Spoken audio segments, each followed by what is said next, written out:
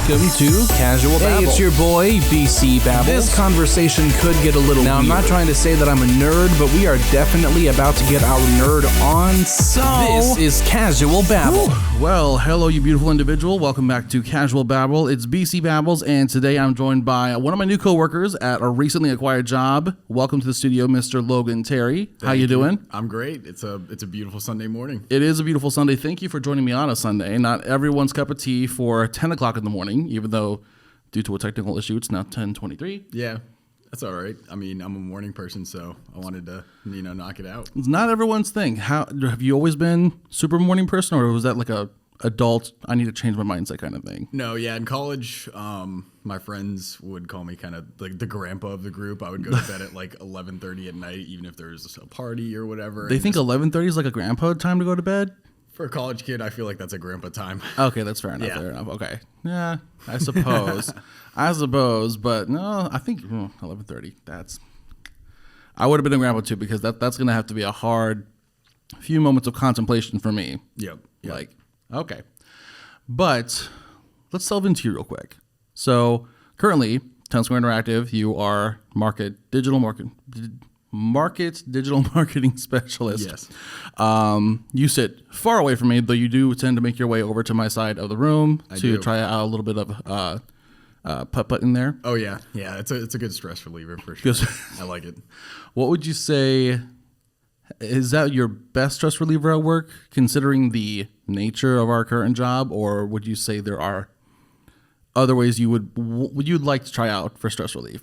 I would say the hot girl walks, as people call them, are the hot number girl one. walks. Yeah.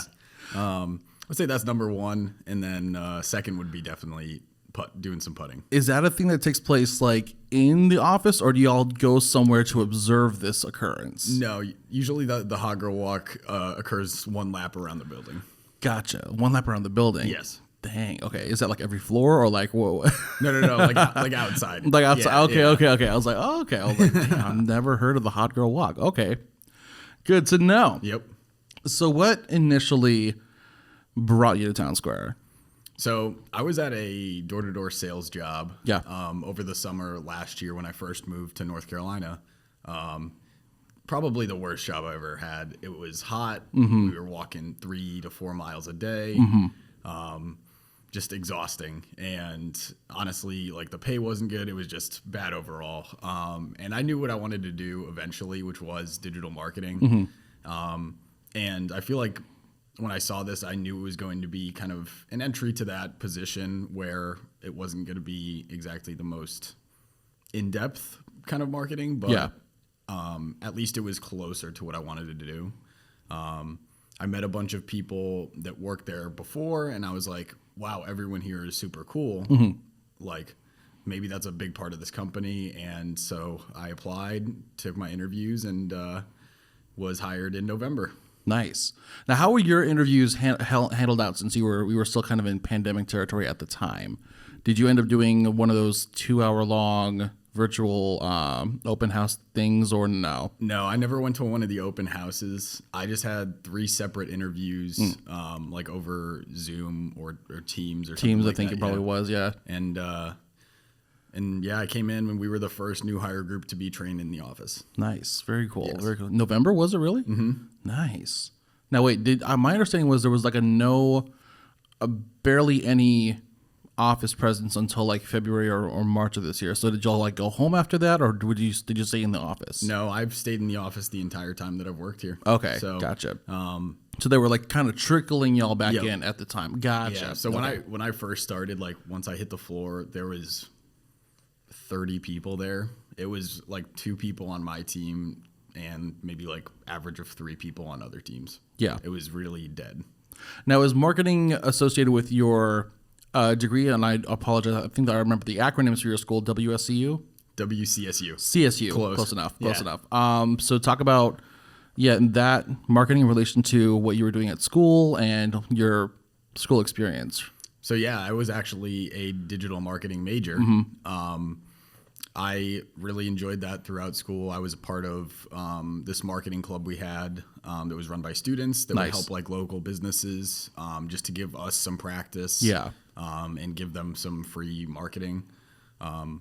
So I did that for a while. I wish I was that smart in college. I was not that smart. There was a whole broadcasting club run by students, and I was like, really? Oh, no, I'm going to go try and make it an opera over here for 3 years, and I never went back. There you go. I never made an opera either, so, lessons learned. Yeah.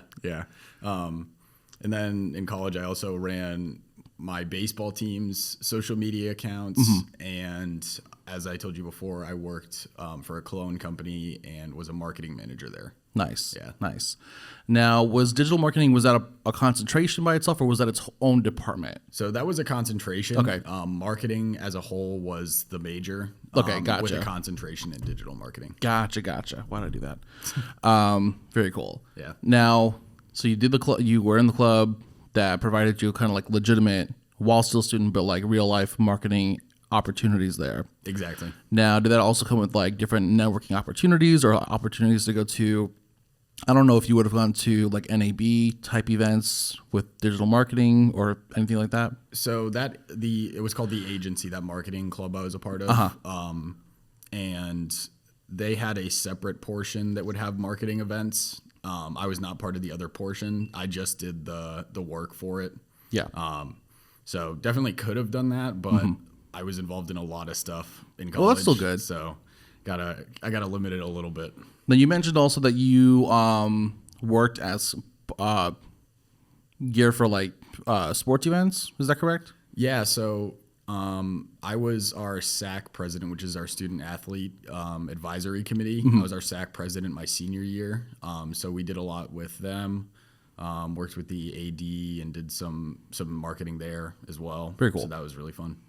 So moving into or preparing to transition from your school environments, which you had a combination of like kind of lectures, but also a bit of practical experience.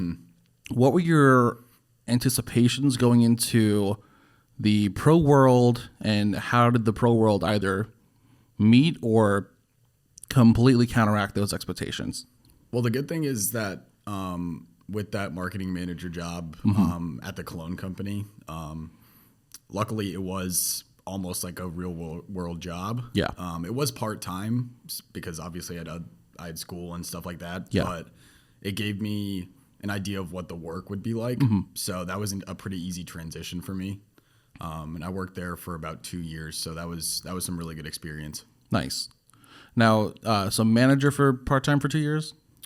Yeah, marketing manager for part-time for 2 years in college, junior and senior year.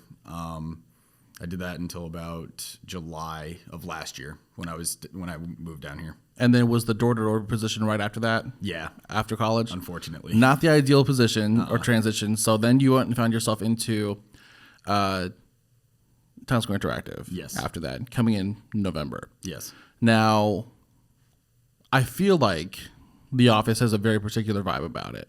It does. Now, comparatively to my other offices that I've been in, a very unique one. What was your initial take on it?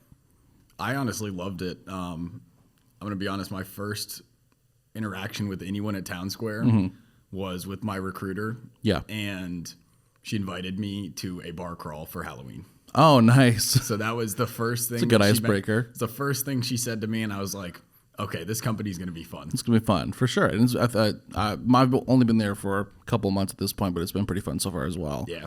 So talk about your current position, I should say, I guess, your version of the experience. Since we both have a similar position. Yeah. You work for market clients, I work for national clients. But talk about your experience, how it's catered to your particular desires for development as a professional. Yeah. And what kind of motion you'll think you'll look into for the future. So, yeah, there's definitely a lot of things that you can do within our job. I definitely do it different than I think it's supposed to be done.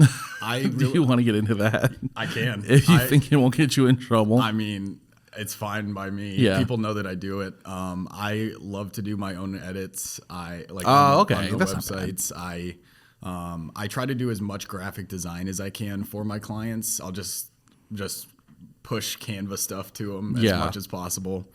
But yeah, I like to focus on that more because that's eventually what I want to do. Yeah. Then again, I have a job to do and I do everything else as well. But I like to focus on that stuff because I feel like that's what I'm good at. And that's what kind of value I can bring to our clients. Man, I don't know how you get away with that. I try to do like one little, like a client of mine wanted to update their palette, their color palette, to make it though to where they can attract more men into their company. They're like a energy healing Reiki client over in like Scottsdale. And I was like, okay, cool. So I went on Canva and I created a whole new palette that used some of their current palette. And I was clocked so quickly, like, you cannot put that time into this graphics work. I'm like, but I need creative to understand what I need them to do. Yeah. And even then they still kind of did it correctly. But I was like, I gotta I can't explain this. Like, this is like the only way I have to translate this edit, right? Yeah, I've been yelled at a couple times for it, but it has not stopped me. It has not stopped you at all. So you're wanting to explore graphic design more heavily. Are there particular platforms you're hoping to be able to kind of work with in the future? I definitely want to get back to Photoshop, Illustrator, stuff like that. Yeah. That's what I did in college a little bit. Yeah. Kind of limited to Canva right now at our position because you just don't have enough time for that. Yeah. You a big InDesign guy? I have never used InDesign before. Really? Yeah. Good one? Yeah. It's a pretty. Okay. The last job I had, you had to kind of bounce back and forth between the three, Photoshop, Illustrator, and InDesign. InDesign was like, well, you create the base work, and typically, and that's if you went into Illustrator for like kind of the more refined work. After that, you pretty much just use Photoshop to make sure it's kind of re-exported as like a high definition picture, and that's about it. Oh, gotcha. But InDesign is typically where I would have to begin my graphics work, and that's if I didn't just jump to Canva. Fair enough. And do it easier. I mean, Canva's it's super basic, but you can create some really cool stuff with it. And they're moving in a more kind of, not the word's not intimate, but like a more predictive way. I don't know if you noticed recently, but like the boxes by themselves, you click it twice and it'll open up a text option. It's like, oh, okay, that's pretty cool. Yeah. Took you a little while, I know, but it's pretty cool. Yeah, it's pretty cool. They finally realized that people wanted that. Yeah, no longer wondering whether or not simply dragging the text into the box actually attaches it to the box. For sure now, it's attached to the box. Yep. So I do like that they're moving in that direction because I use it for everything. So that's going to definitely be a necessary element in future work. Yeah. Outside of graphic design, any other kind of pools you want to delve into? Definitely want to get back to social media. I like that a lot. It's probably the most fun form of marketing, in my opinion. You get to connect with people. You're straight in the face of your customers or clients or whatever you want to call them. And that's probably my favorite part of it. Is there a particular platform you prefer over others, and maybe others that you think are kind of like a little too blown out of the water? I try to stay away from Twitter for businesses because Twitter's more of a personal thing. And not too many guidelines on that particular platform. My favorite one for businesses currently is Instagram. Not a huge fan of this new update for Instagram, but we used to, back when Instagram was still a lot of pictures and not just videos. We used to do a lot of ads and stuff. Yeah. For that cologne company, we'd do some ads and do some brand ambassador stuff, and that was really fun, getting to work with people like that. Yeah, and I'll be honest, I don't use Instagram really heavily unless I'm sharing a teaser for my show on TikTok, and I set it up to take me to Instagram, and that's about it. So what is the new update? I probably have not seen it yet. It looks exactly like TikTok. It's okay. A lot of people are unhappy about it because they're just like, oh, you're moving that way? Yikes, that's not what Instagram's for. That's not good. Well, yeah, that's not good. No, I was gonna say maybe, but that's not good. That's not really good. That sucks. Well, I guess we'll have to see what happens with that, man. Yeah. Now, what's your favorite part of the marketing aspect with social media? Is like the development of the campaign, the production of the campaign, or waiting to see whether or not the campaign works? I would say production is probably my favorite part of it. Getting to create those elements, choosing the right pictures, the right like text, basically trying to use I mean, using hashtags and stuff like that, Yeah. which is almost like SEO. Now, how many hashtags would you put to a campaign or like a single post? A single post, probably like 5. 5, okay. Yeah. Now, is it like overkill, algorithm wise? If you go for like, I've seen people put like 20 to 50 hashtags on something before. Yeah, we tried that and it just looked ugly and it didn't do anything True. different. So It's a very ugly fucking Yeah. post after Yep. about 10 Exactly. Hashtags. Yeah. That's very true, man. And in the previous job you had as the social media manager, did you have to, were you kind of given the leeway to just create a campaign and just run with it on your own time, or did you have to like pitch it to uppers before you had the okay to execute it? So most of the time it was me and the CEO working together. Okay, so there's that. On the social media campaigns, and we would kind of plan together about what we wanted to do. If there's holidays coming up, any kind of like discounts that we would be throwing around, or just any special occasion when it came to men's fashion. Yeah. Because we were heavily involved in that. So there was a lot of involvement in like calendar placement and stuff like that. Yeah. Now, a lot of positions these days where you're essentially the head of communications, you're doing, of course, social media, you're also doing graphic design, but you're also doing a lot of website maintenance and oversight. So what kind of platforms have you used in the past, and do you have a preferred kind of platform? For websites, Yeah. I'm gonna be honest. I love Luna. I think Luna is a great really? backend Okay. website platform. Big fan of that one. I've used WordPress in the past. I think I like Luna better. Yeah. WordPress is a little bit simpler. I would say maybe easier to use, but I don't know. I like Luna a lot. What we use at Town Square, it's great. See, I've only just now gotten into the area where I'll attempt to like add a whole new block. Yep. And see if I can make that work. Oh. It's still kind of a scary territory for me because I'm like, I don't know. Hey, I'll show you some stuff, Dude, I can do it. I can do pretty much everything. Because there are like certain, because I've got, I mean, the hardest part of our job, arguably one of the hardest part of our jobs is transfers, especially when we don't know how good the previous specialist they had was. Yep. And I've had just, I think right now it's like 3 or 4 clients that are so in demand because they've had such a bad experience. Oh, really? And so one of them, they literally sent me an email with 22 attachments. Each one was a previous email, many of them multi-page emails with edits. And we actually had one of the people above our managers see the email, print it out, and I got a packet on my desk. And I'm working through the packet to get these edits done. And a lot of them involve creating either just new blocks within a homepage to store particular information that they want, or recreating a whole new page. Now, for me, I've done WordPress, I've done member clicks, I've done Wix, and just other ones like Squarespace and whatnot, but I've never done Luna before. I guess WordPress might be the closest thing it's close. interface-wise to Luna, but I haven't touched the back end of a WordPress website for a while. I've really only recently touched WordPress solely for blogging. So it's like, Yeah. how do I it's a do little this? scary. How do I do this? But yeah, if you know how to do it, show me so I can just get these things done and I can be the hero and they can stop calling me for 2 to 3 hour long calls a week. You'll be putting pop-ups on websites in no time. Dude, I'll do that. I can do that too so bad. I need to have one taken down. And that's another hard aspect is like we have our other teams that are dedicated in certain areas of creation. Yeah. And it's like, from what I understand, their current workload is larger than usual. So it's like, okay, I can tell my client I'll submit this, but I can't give them like a time frame really at this point because our time frames are skewed. Yeah, And they way want a time frame. If not, they want like an exact date and time. It's like, I can't give that to you, bro. You just have to understand that I've put this in and it's going to get done at some point. I can't tell you when, but it's going to happen. It's going to get done at some point. That's the hardest part, especially when they feel like they are due a particular kind of treatment. What's been your hardest kind of client without having to drop any business names?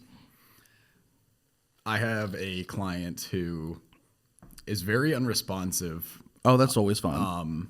but every about 3 months he'll call in super angry. Not 3 months, man. Damn. Like, you allowed to swear on this podcast? Yeah, do it. Okay. He'll tell me I'm an asshole. Okay. And How are you going to ask me about swearing? The best you got right now is asshole. No. That's what he says. And He says, you're an asshole, and it looks like kindergartners made this website. Dude, that's how I got reamed 2 Thursdays ago. He has probably one of the coolest websites that I have in my entire book. Okay, I can't say that for mine. That's my And website. he'll just come in really hot, basically try to get a free month out of us. I think he's really pulling the strings. Yeah. And but that guy's the worst. Damn. That guy sucks. No, I mean, I've had F-bombs dropped on me at this point. So I got reamed by a client for over an hour 2 Thursdays ago. Oh boy. And it's for stuff I had no control over. So one of them was he tried to have his domain redirected, not transferred. And so he got a guy on his registrar's end to attempt it, and it was a GoDaddy, and he botched it. Oh no. So I hear the next day, not only are their emails down, their website's down. And it's a non-site, so it's not our website anyway. But it's like, okay, let me walk you through how to make sure we have access so we can fix it. And it ultimately was down for like 4 to 5 days, from like one Thursday to about the next Tuesday or Wednesday, which I hate, but I didn't do it. Yeah. The guy that you got did it. And so every single day, it's like, when's this coming up? This is unacceptable. It's like, I understand it's unacceptable. I completely agree. Can we please remember that it wasn't my team that did it, but it is my team who's going in there and trying to fix it, which they never get. Yeah, I have something so similar to that. He basically, this other company kept their domain, and the guy, for someone that hosts domains, does not know anything about it. And just, it's been probably 6 months. Yeah. And he still has not figured out how to transfer it to us. Like, I'm just like, my guy. And I'm guessing he doesn't even know his logins at this point either. Oh, it took a while. Every time I call that dude, it's an hour-long conversation and it goes nowhere. He's definitely at least 70 years old. Damn. And that's the best part, when they don't know their logins. It's like, and that was one of the issues with this guy too. He had no idea. I had a set of logins in my account and notes for him, but they didn't work. I don't even think they were for that platform. So it's like, dude, the only thing I have does not work. Nice. We need you to figure out what your logins are. I can't do that for you. Yeah. And it's a hard day in a client's world when they realize, oh, they do have to do something. And I mean, granted, they still run their businesses and whatnot, but it's like, look, for this to work, and it works because it works for so many thousands of people, we got to be sure to have this particular kind of communication and it be productive. So that does mean every now and then you might want to know the logins to your Google account, yes, to your registrar account, to something. It might be helpful as a business to be somewhat organized, on top of your stuff. Yeah, the day-to-day client-facing operations is one thing, cool, but in the back end, that needs to be just as airtight. Yeah. Especially if you want me to deliver this kind of result. Yeah. I mean, just as well as you have your finances, you got to have everything else. Exactly. So anything out of place, it'll throw the whole thing off. Yeah. Off kilter. But it'll always be our fault. Yep.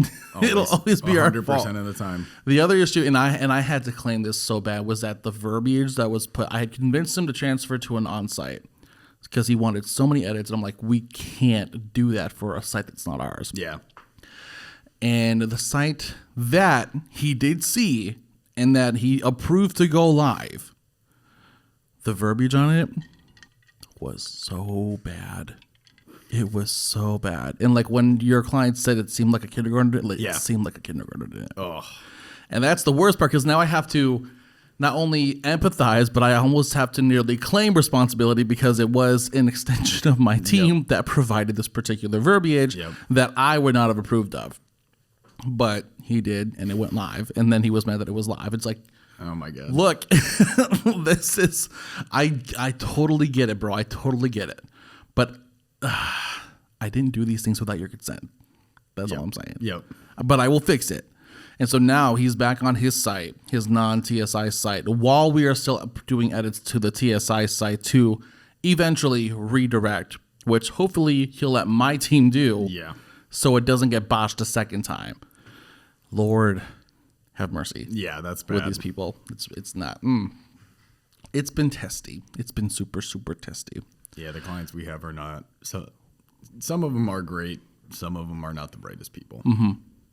So what would you think, what would you say, aside from the clients, which are such a big part of our day, What would you say are the biggest elements of your inner office life that either you gravitate towards the most, that you find are the most interesting, that you probably wouldn't have expected to have prior to graduating college?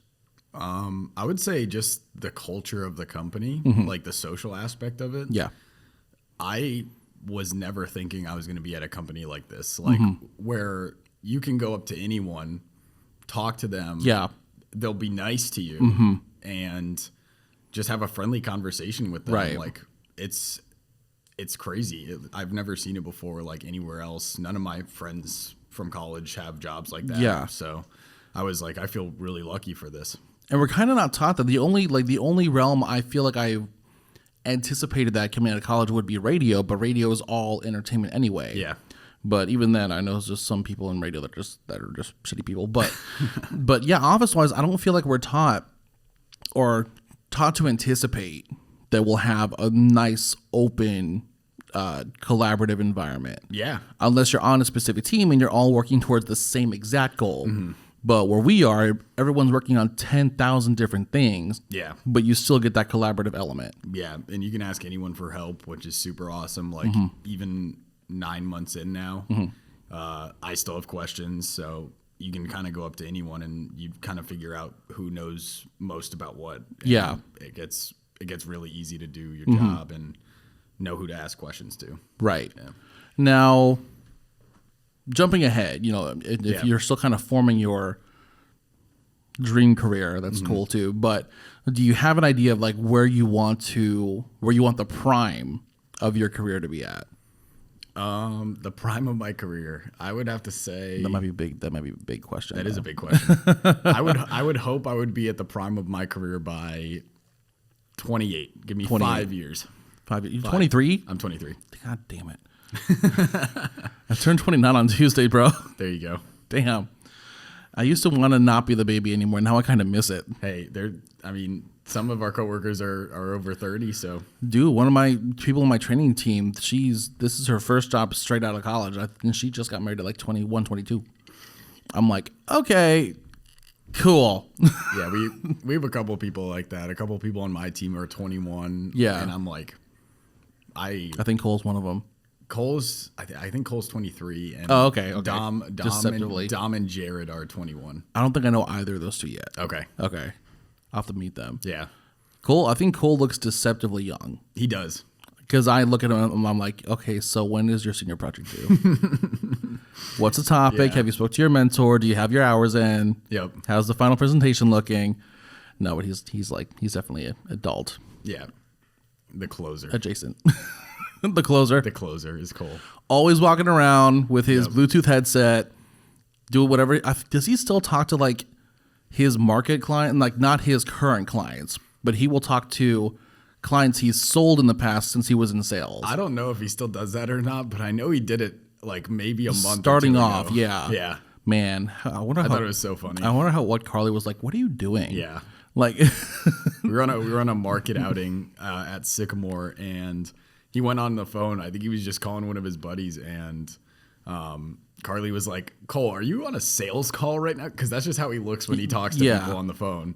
And he was like, "No, why?" And I thought that was so funny. because he's probably walking around with his arms folded, Bluetooth headpiece in, talking very stern, stoic-like in the face. He doesn't really show emotion in the face because he's thinking about every next word that comes out of his mouth. Yep. Because like you said, he's a closer. He's a good kid. He's really good at talking to people on the phone. I cannot say the same. Same. It's like I'm at a point where I'm like, okay, because I'm still trying to like balance. Okay, be emotionally available to empathize with issues. Yeah. But where do I put the wall back up? Because I'm at a point with one client where it's like, look, if you want to go butt heads, I'm ready. You've exhausted my patience for the nice version of me. Yep. You will get Mooresville Brandon here in a second. Yeah. And he's not quite as nice. So let's figure out where we want this direction to go, because I'm open for anything at this point. There you go. But I can't do that because I'll get fired. Yep. And it's like, I appreciate that my manager, I think all the managers are so open about it. I'm like, Ryan, if I spoke the way I wanted to speak right now, you're going to have to fire me. Yeah. And I will pack up my stuff before you have to tell Trey that I've been fired. because it's about to get there. Yep. Yep. I'm not like Cole. I need to talk, I need to have like a session with Cole. Yeah. Be like, how do you blah blah blah? Cole would be a great podcast guest. Yeah, I'm trying to get his ass on here. I feel like when he's in work mode, he's on it. Yeah. He is in there. He's focused and everything. Outside of that, he could be in like 50 different directions. I'm like, which one is he gonna like notice me on? Yep. So I'm working on it for sure. I've had everyone else. No, that's a lie. I've had almost everyone else on my training team on the show. Yeah. Bree, I need to find a way to get her back over. She was set up for one, but she chickened out. And then Cole, I'm trying to get his attention. Be like, get over here. I'm like, you need to be on the show. Yeah. Come on, dude. Definitely. What's going? All right. So now, my favorite new part of the show is I'm going to take this off so I'm not broadcasting people's submission stories across the hallway. All right. All right. So now, as the guest, I do provide you the opportunity to either provide a story you like to kind of go over, piece of gossip from any job, or questions to discuss regarding that you've ever had regarding, ambitions, skill development, job progression, things like that. Okay. Or you can hold back. We'll go through a couple of submissions first, and we'll discuss it. Let's do that. Let's do that. Yeah. I need some examples. Okay. Let's see here. See here. And some of these I will say are not very long, and some of these should have been reviewed grammar-wise. So Fair enough. Some of these will be like, give me a second, because I need to try to read this thing. All right. That's not cute. Make sure I don't get that in the very crisp audio we got here. Oh, man.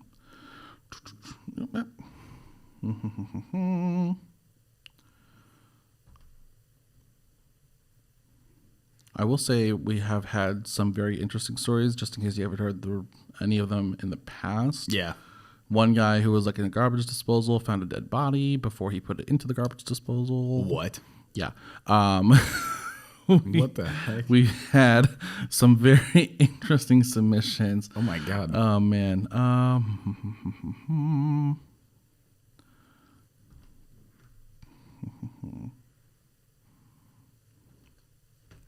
Okay, let's try this one out.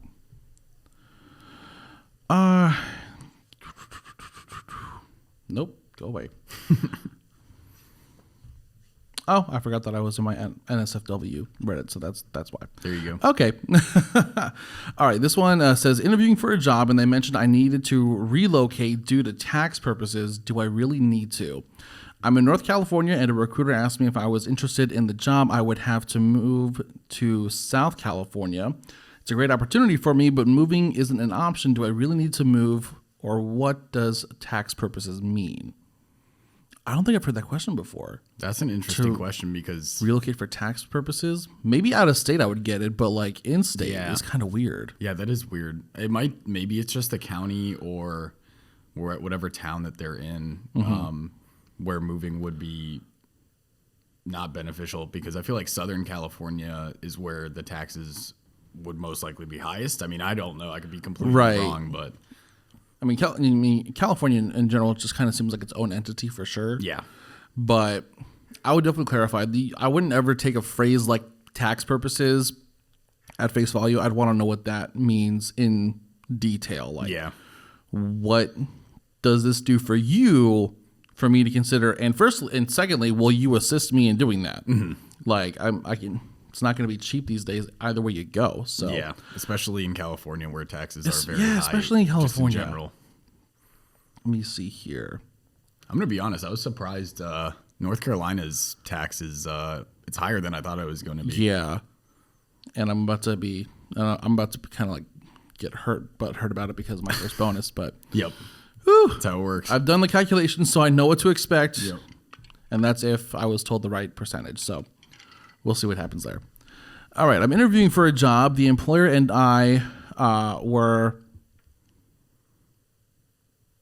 we're okay. We're over $100,000 away from each other on compensation at the start, but now I'm past the final round and they're requesting references. Is it fair to ask to agree to comp before I start pulling references? I don't think so. No. I've seen, like, when it comes to like compensation and whatnot, I kind of had this like revelation moment thanks to TikTok. Yeah. Where someone was like, you know what? If someone reaches out to you and asks you if you're interested for a job, ask right there and then, what's the comp? Yeah. I feel like these days companies are too comfortable with making you go through 3+ interview rounds. They hide it very well. Without having any way to bring it into the conversation. It's Yeah. like, why don't we save time, yours and mine? Because while I'm not losing money going to these interviews, well, I might be if I'm using gas, but I'm sure you are because it's your time during the business day. Yeah. Let's just tell me up front, what will I be making? What are the advancement opportunities? And I'll decide right there and then if we should continue. Exactly. I was in the pot for a position at this place called Biz Tech Solutions in Mooresville. Okay. And they had me go through 6 interview rounds, not at any point mentioning compensation, and they didn't choose me anyway. But it's like, you know, That's got to be part. that needs to be, yeah. Yeah. This, I'm just going to out myself right now. This new company that I'm hopefully getting this job for, my friend who works there, she was like, yeah, the second call is just all about compensation. Oh, good. Yeah. So I was like, thank you for being upfront with that, because like even on LinkedIn and stuff, when you have the job listings, like more than half of them do not have the compensation on there, like at all. Yeah. Which is just crazy to me, because you may love a job, but if they're not paying you enough to live, then there's no point to it. Exactly. Like, and I'll out myself too. So my dream goal is to work this show until it becomes something that's monetizable. Yeah. To the point where I can, and to the point where it's making a certain amount compared to my current income, to where I can make this a full-time concentration, full-time thing. And eventually I do want to launch my own company. Now, my goal is, my dream goal is to launch a company where people want to come to work, similarly to our work. Yeah. People like to come to work. Yeah. But I want to see that too. I want to create a space where people want to come into work. They're excited for work. Like, they probably have to be in at like 8 o'clock in the morning, but they're okay with that. Yeah. But more importantly, I want to be in a position where I don't hire anyone unless I know the full-time comp I'm giving them based on where they are living or where they want to relocate will actually make it work. Yeah. Like, I'm not going to pay anybody only, not to take it the wrong way, but like $40K a year. Yeah. If they're wanting to live in Charlotte, I'm probably going to want to be like, no, let's wait until I can offer you 50 at least. Yeah. Because I know what the numbers are right now, and I know the direction the numbers are still going to go. So let's make sure I can start off with making sure that my employee can live here. Yeah, exactly. And then we'll go from there. Yeah. So, and I'll offer that straight up front. Like, hey, this is the job, this is compensation. Yep. Are you interested? Okay, good. Let's keep going here. But yeah, I'm not. No, I definitely agree with that, especially with the cost of living in Charlotte just skyrocketing over the last probably year and a half. Let's see here. I'm sure I'm getting some nice ice noises from my coffee. A little bit. Yeah. Yeah. It's a little ASMR. I know. Let's see. Rando person calls experiencing services we don't provide. That's always fun. And it's a long submission. Okay. Busy weekend night, and I just got through selling my last room around 1:30 a.m., and seconds later, the outside line rings. I pick up and give the standard greeting without mentioning my name because it's audit, and some of the worst people tend to call during audit. He says, hello, clerk, and asks me for a number for a cab. It's an outside line, but some guests have called on outside lines before, so no issue really. I asked for his room number, and he said, does that matter? Well, yes and no. But with that attitude, yes, definitely. I asked again. He said, why? And I tell him that the cabs need that info so they won't bother showing up. I suspected he wasn't a guest, so I suggested he call the cab company and directly and deal with them, as you know I don't work for said company. He countered with, well, you're the FD clerk, aren't you? You're supposed to help people. That's your job. I said, I am indeed the FD clerk, and I'm going to hang up and do my job. He gave me an odd chuckle and said, I'm at the corner of so-and-so and need to get to so-and-so. So do your job and call me a cab. I'll give you a big tip. Click. The address he gave is a few blocks away, so presumably he could walk over here and murder me, but his tone really pissed me off. So I get where in the service industry, and apparently some people seem to think that's grounds enough to take advantage of us. Same. Yeah. So how exactly did this guy get our hotel number? Can't he repeat the process for the cab company? It reminds me of people who yell at me because our lobby doesn't have a microwave and their guests use the one in... Hold on. What? It reminds me of people who yell at me because our lobby doesn't have a microwave and their guests use the one in your room. Holy fuck. Just a rant, but wow, did that call ruin my night. Now, I've done front desk work before. I was a concierge previously. Okay. I've never gotten an outside call, though. Interesting. It was in I feel like that's really uncommon. Yeah.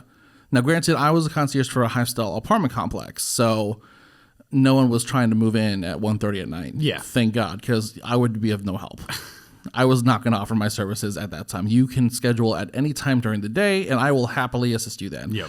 And by assist you, I mean just make sure that you've got the elevator, and I will leave you alone for however long that takes. Exactly. That's it.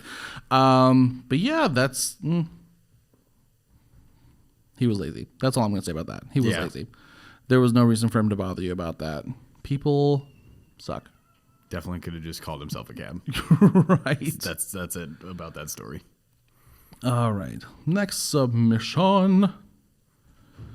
Was my manager too harsh? I'm going to say yes because I typically don't like managers, but I like my current one. So, Okay. Oxymoron. I work at a restaurant, so I'm going to say yes. Work at a restaurant, and I've been scheduled to work on a Friday, which is rare for me because I never work Fridays. Normally, this wouldn't have been a problem, but my brother had his graduation party, which meant I had family flying into the country to visit. I made my boss aware of this on the Tuesday after I found out none of my coworkers were able to cover me. Instead of replying to my message, he waited until the workday to confront me in person. He told me I had to come in since I didn't request the day off, and it doesn't matter if it was a family commitment. Well, Friday came, and I just couldn't bring myself to put a hostess shift over seeing my family that I haven't seen in years, so I made sure to let him know that Friday morning that I was not coming in. Once I returned to work Sunday, he totally iced me out until he decided it was time to pull me into the office. While in there, he told me how it was unfair to him and my coworkers that I did not come in and he had to spend his day working for coverage. After a lecture, he told me I was getting written up, no verbal warning, not even a copy of the paper, and if I mess up once more, I am fired. I was bullied by a coworker for my first 2 months at that job, and they are still employed. Even after I had to talk to my manager about it twice. It turns out my workplace bully is friends with the manager's wife. Oh, I wonder what the difference is. That's a red flag right there that the workplace bully is friends with the manager's wife. Yeah, I think there are certain connections to be avoided when in that kind of job, especially if the manager, as it seems, has zero issues providing a kind of favoritism attitude towards anybody. Yeah. Get a new job. Yeah. Get a new job is my suggestion. Yeah. Oh my God. That seems like a bad environment right there. I mean, while I've had many interesting experiences at my food services jobs, it's ironically not been because of a crappy manager. Well, managers were crappy, but those were not my issues by far. Okay. Thankfully. Fair. Yeah. Let's see here. I feel like I have a pretty solid run of managers just throughout my professional career so far. Yeah. I've had some really good ones that I've made friends with. That's good. Not everyone gets that, and which is to me kind of a travesty. Let's see here. Okay. Manager is forcing me to come into the office every day. Everyone else is hybrid. Oh.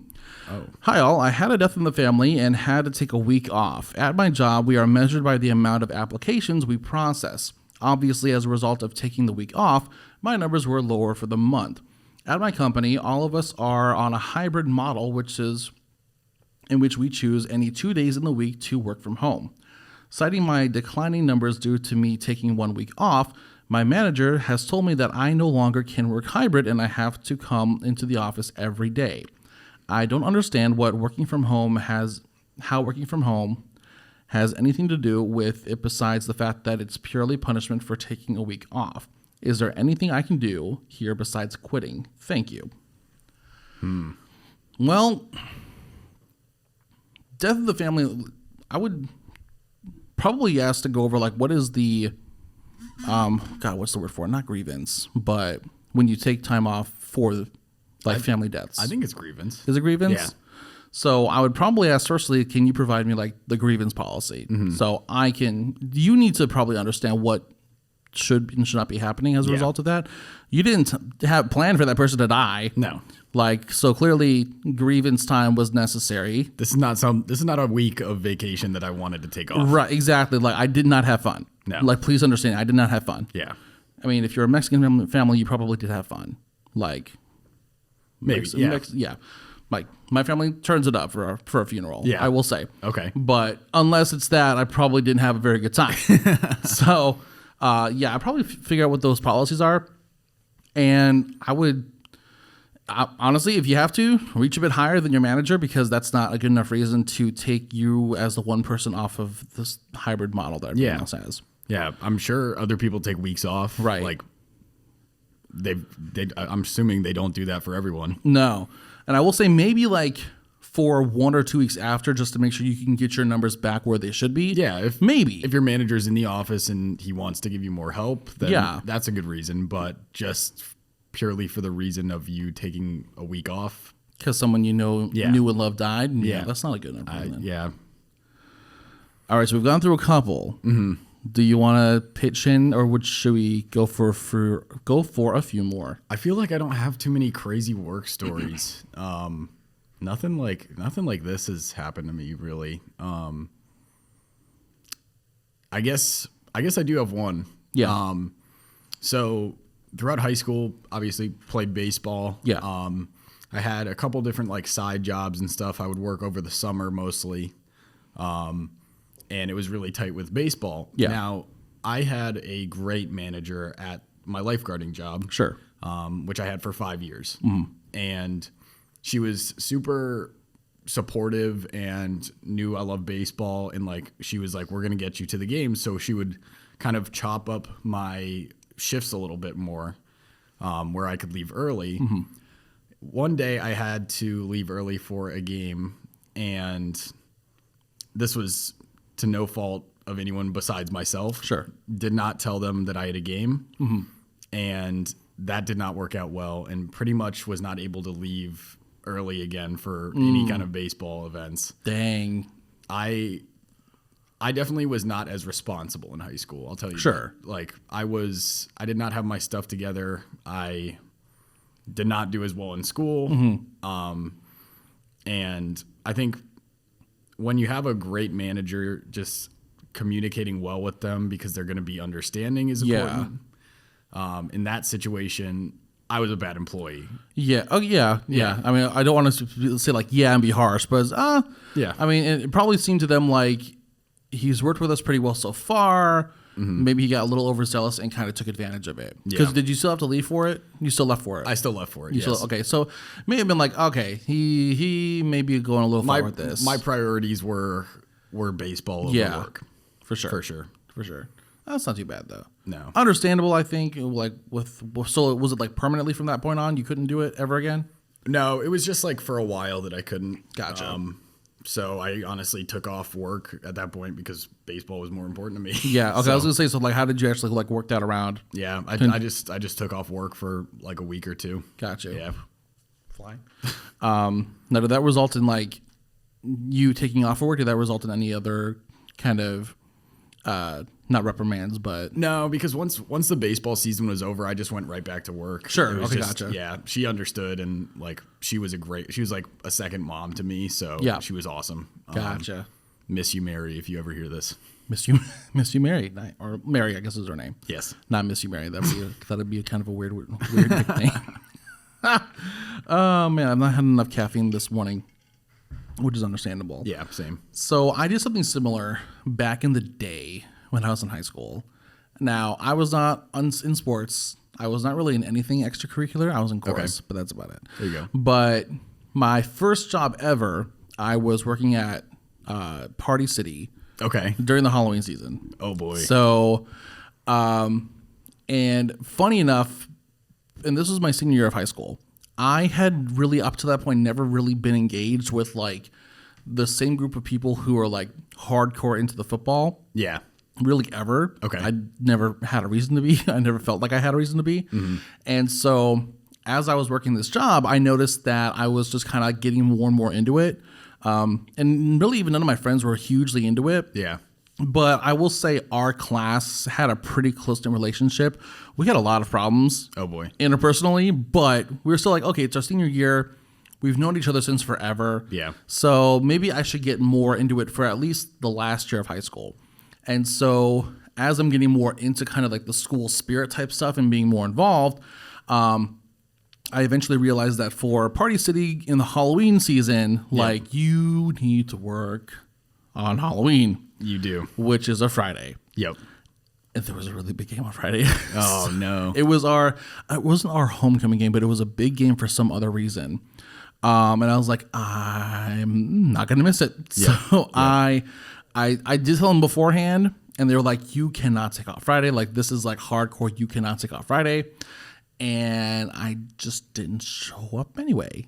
After telling them repeatedly, hey, I can't make it. Yeah. And I've been there every other shift in that whole season. So I thought, okay, come on. They know I'm a good worker. Yeah. I've learned every job in the store. They got to be understanding. They know that I'm flexible. They know that that I'm very adaptive to whatever's asked of me. So it's not like they'll fire me for not working this one day. They fired me for not working that one. Oh my God. Well, no, they got me to work like 3 or 4 more days. I wasn't aware that I wasn't going to be on the next month's schedule. Yeah. Until I saw that I was no longer on the schedule. I said, oh, okay. So despite how flexible I've been, despite how agile and like adaptable I've been, I missed a big day, but I missed one day. Mm-hmm. Cool, Party City. Okay, cool. Yeah. But I mean, I haven't really lost sleep over it. I slept very well that night, actually. So it's like, there you go. No more income, but that's okay. Whatever. I'll tell you this. If I had a personal commitment to something, I would absolutely put that personal commitment over work every time. Yeah. I would. I mean, as much as I like pride myself in work, like my life is my life, and like I'm going to do what I want kind of thing. Like, and if it's a job that's not like the apex of your career, like it's not like your dream career thing, then what's worth missing out on a moment in life? Yeah, exactly. Like, it's like, come on. I'm not going to get that back. I'm going to have 1,000,000 days of work left in me. You get no time back for anything. So Yeah. it's like when it comes down to it, if I'm choosing between hanging out with friends for a fun Friday night, going to a big game Friday night, or working at this job that's not in any way, shape, or form going to be related to my actual career or like a dream job, the scales have already decided. Like, there's really no need for discussion of it afterwards. Yeah. So it's going to happen. Within reason, you got to be conscious of your coworkers and managers and stuff like that. But I feel like as long as you give people enough of a heads up, you should be able to take whatever time off. As long as everyone else is able to work, like as long as it's not a ghost town wherever you're working. Especially when you're in a position where people who are not you have gotten to take seemingly limitless amounts of time off. It's like, come on. Yep. And first of all, if you're the kind of person who is overseeing that kind of environment, you are part of the problem. Mm-hmm. So 100% agree. Don't be upset when someone realizes that they're not the problem, that you are, and they leave you high and dry because you were like, you're asking for it. Yeah. You are hardcore asking for it. All right, let's do one more submission. Let's do it before we call it a day. And before we get into it, thank you again for swinging in on a Sunday. This has been great. And well, I definitely look forward to having you on the show again, especially after you shift to a potential new position. I will definitely want to get in on how that's looking for you. Yeah, that would be very cool to talk about. For sure. Let's see here. Okay. This one seems to have an interesting title. Coworker is telling people that I'm a murderer, leaving out the important falsely accused of murder part. Let's hop right in. Oh my God, this is gonna be a good one. After a prolonged investigation, HR determined that this coworker was falsely telling people I'm a murderer. Additionally, when HR confronted coworker about this, the coworker admitted to it. I was told the coworker was not intending to cause any harm, which is just wild. HR asked coworker to stop, and apparently that was that. I still have to work with this awful person who has done so much damage to my reputation. Next steps: legal action against coworker. Wow. Huh. But I'm caught on the fact that you had to mention he left out the accused of murder part. Yeah, that's Like you mentioned you were falsely, like why were you falsely accused of murder? yeah. How How did that stick? right. What occurred? Like, can Yeah. you provide the full context of why someone even had the idea to call you a murderer, but leave out the falsely accused part? Yeah, this is interesting. I think we need more of a story here. If it's some kind of slander towards you, I would, and it's affecting you at work, and I don't know how much it's affecting this person, but Well, homicide's a big word. Homicide's a big thing. Oh yeah. yeah, no, I mean, like it's Presumed homicide's a big. if people believe that and you're just like that didn't happen, it sounds like you might be an untrustworthy person regardless. But Yeah. I don't know. I feel like there's a lot more information we need. Yeah, I mean, granted, yeah, for sure. If you are definitely falsely accused, for sure, and this, yeah, it has an effect on your overall long-term employment at this place, and maybe even potential references for future employment. Yeah. Definite slander. Definitely could look into like a defamation lawsuit for sure. But because I like gossip, I do want to know what the fuck happened. I Like, do. Yeah. where did this come I from? know. Like, were you just in the wrong place at the wrong time? don't Were you the know. only one who found the body and you were just pointed at? Like, what happened? I feel like there was some purposefully left out information in that story. damn it. You know what I mean? You know, attitude. Like, I wonder. Oh, what if it even darker possible turn? What if he did murder somebody, but he was able to work the system to where he's officially falsely accused of murder? Wow, that would be weird. In that case, I would fear for the employee calling him a Yes. murderer, because clearly, if he did it once, he's not next. going to have an issue doing it. He's again. 100% next. Like, don't push this Better watch man to develop like his new technique, bruh. Like, I mean, Bundy and whatnot are so well documented. He Yeah. could learn. Yeah, Like, let's not push it it. can be done. So on one hand, we have someone who was probably just not in the great position, who is fine and innocent, and who's experiencing some defamation and understandable stress as a result of said defamation. Yeah. Or we have a homicidal maniac who was able to convince the system that he was not responsible and he will do it again. I have a little bit of an experience kind of like this. What? Yeah. Okay. So I was falsely accused of, let's just say, a crime my freshman year of college. Okay. Yeah. Wrong place, wrong time. Wrong people saw what they wanted to see. Thought nothing of it, got accused of it, basically got suspended from the baseball team, and it turned out to be nothing. And like from then on, like pretty depressing week. So I know how it is to go through. Super stressed. I was like, am I going to get in trouble for something that I was not involved in whatsoever? Yeah. Like just very scary time. For Sure. me, and I get that. So having someone continuously saying that you did something when you didn't, Yeah. not fun. Once it's and I don't say this in any way to at all protect people who do commit certain kinds of crimes at all. Yeah. But the reality is, once it's out there, it's hard to pull it back. Yeah. You really can't pull it back. You have to find a way to either let it dissipate or do a lot of things to make it dissipate faster, because Yeah. it's a big thing to have out there. So Unfortunately, in college, my friends, it was an ongoing joke for them, just continuous throughout college. I mean, I ended up making friends with the people who accused me of this.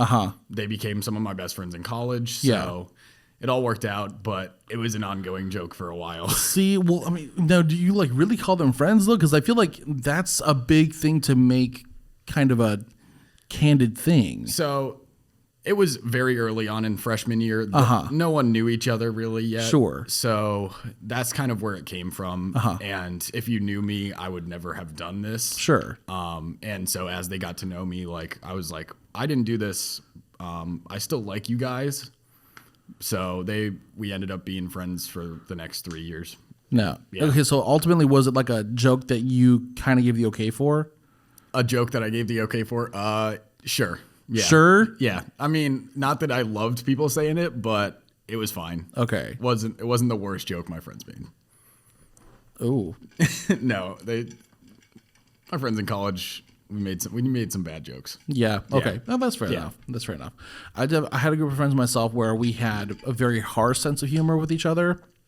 And ironically, moving into my close-knit group of friends for broadcasting, one thing that we would always say, and we said this as people who were planning to enter the entertainment world, Yeah. and knew that we had to have tough skin, we would say things to each other like, we can't be delicate dandelions. Mm-hmm. But then I would let my form of humor from my other friend group come in every now and then, and it kind of rocked people a little bit. Yep. So I'm like, I thought we were delicate dandelions. And I found out, okay, so, and I'm not going to name names, and Yeah. I'm sure if she hears the episode, she knows exactly who I'm talking about. I had a friend who got a great opportunity, and I think I had just like come from my other group of friends, so I was kind of in their mode. Yeah. I hadn't shifted to my broadcast friends mode yet, and so I made a nod. She was super excited, and she was like, she like spoke with this person and like got them to provide her this great opportunity, and I snobbily or just in that mindset said, well, not all of us are good at kissing ass or like shit talking as you are. Oh, wow. Something like that. Yeah. And so nothing was said immediately in response to that, but I noticed over time that this person's countenance toward me got incrementally more negative, or at least incrementally less yeah. positive. Yeah. Until there was a point months down the road where I noticed it was undeniable. There was an issue here that I was completely oblivious about. Oh, no. And so I was like, okay, hey, so we were really, really, really good friends a few months ago. Yeah. Something's off here. I don't know what it is. Can you enlighten me on what happened? Mm-hmm. And they let me know it was this comment I made 4 months before that. Oh, wow. And I'm like, okay, I get that maybe not have been the best taste retort on my part. Yep. But 4 months, Yeah, that's... you couldn't just like let Just tell me. And that's one of my big pet peeves. Like, I don't always know when I come across as an asshole. That's fair. And that's partially because I have so many different groups of friends who have different forms of humor. Yeah. And those don't always cross very well. Mm-hmm. So if I do, tell me immediately. Yeah. Because one thing I like, and when I say be myself, I mean, like, I can shift myself to be who I need to be for my friends. That's fair. I mean, In a like, sense. around your family, you're a different person. Around certain groups of friends, Yeah, sure. exactly. So, like, if I do that, tell me. Yeah. But please do not let it fester for months. Yeah, that's just And bad. then have this whole shebang lecture for me Yeah. after the fact. Because while I'll empathize with the initial issue, I'm not going to empathize with how blown out of proportion it's become. Yeah, just a big black cloud over your head kind of thing. Exactly. So it's like, just tell me right now. Yep. Like, it's not the best humor. I get it. Yeah. But I thought we weren't delicate dandelions. Yep. So, Yep. And that's the irony of it, is like we kept saying this to each other because we're trying to like thicken each other up for this entertainment world, which is harsh as fuck. Yeah. Harsh as fuck, the radio world is.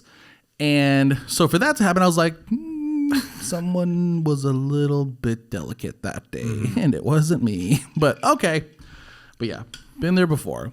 Not always the best humor with I would friends. rather you be brutally honest to me and say something mean, Yeah. than just not say what you're thinking. Sure. And I may not like you for a little bit. Yeah. Because you took a mirror and threw it in my face. Yeah. But I'll respect you for it after that for sure. I would respect someone being mean and honest, as opposed to nice and untruthful. Sure. Yeah. Ooh.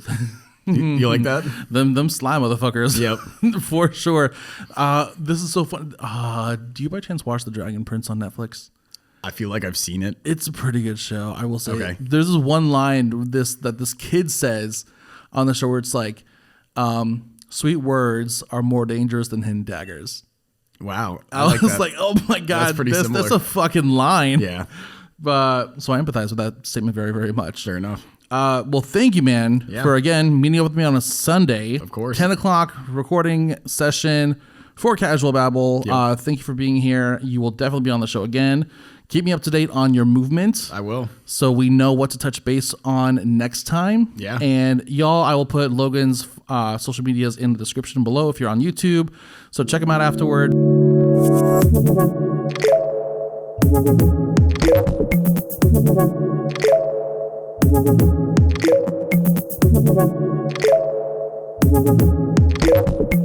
Babble.